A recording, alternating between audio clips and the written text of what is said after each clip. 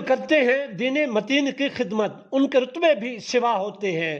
ضلع خوشاب کے سرمایہ افتخار قومی ایوارڈ یافتہ قاری عمردراز خان، ضلع خوشاب کے بیسٹ قاری قرار۔